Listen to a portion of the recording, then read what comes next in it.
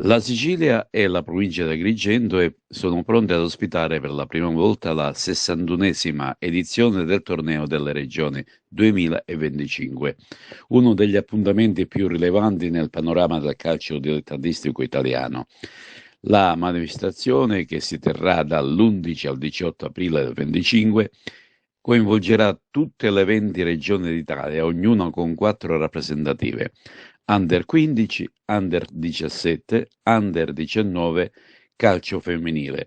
Al nostro microfono il presidente della FIGC di Agrigento, Angelo Caramanno. Sì, allora, per la prima volta il torneo della regione, il 61esimo torneo della regione, si svolge in Sicilia, quindi per noi è un evento molto importante, ci teniamo tantissimo. Il presidente Morgana sta organizzando tutto, diciamo, con la massima attenzione, cercando di curare tutti i dettagli, come sempre sa fare lui.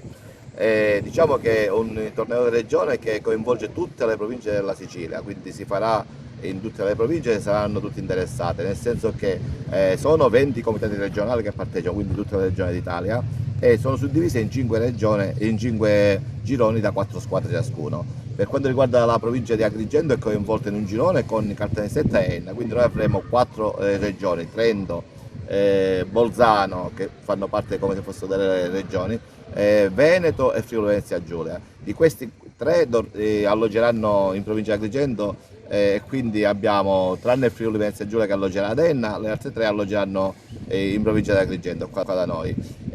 Poi si faranno, le gare inizieranno il 12 di aprile, 12, 13 e 14 aprile, la prima fase. Poi la prima classificata, quindi sono 5 classificate, le prime 5, e le 3 migliori seconde accederanno per la fase successiva, che si svolgeranno tutte le gare a Taormina, dove si farà pure la Campi finale. dell'Agrigentino direttamente interessati, eccetera. I campi interessati sono Aragona, Favara e Licata. Questi sono i 3 campi interessati per quanto concerne il torneo delle regioni. Il torneo delle regioni, ogni gara, diciamo, giornata sarà caratterizzata da 4 gare, nel senso che giocheranno la prima partita alle 9 l'Under 15, alle 11 l'Under 17, alle 2 e mezzo, quindi 14:30, giocheranno l'Under 19, e a seguire 16:30 il femminile, il calcio femminile. Quindi diciamo che ogni comitato ha 100 persone, 100 tra atleti e dirigenti, 100 persone a seguito, quindi diciamo che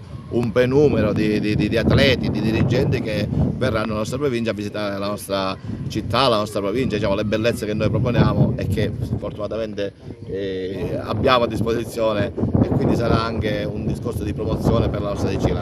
La cosa principale per la Sicilia è promuovere appunto il nostro territorio di bellezze, di arte, cultura, sapori, colori. Questa è la cosa principale che noi portiamo avanti e che fortunatamente la nostra terra ci offre. Abbiamo pure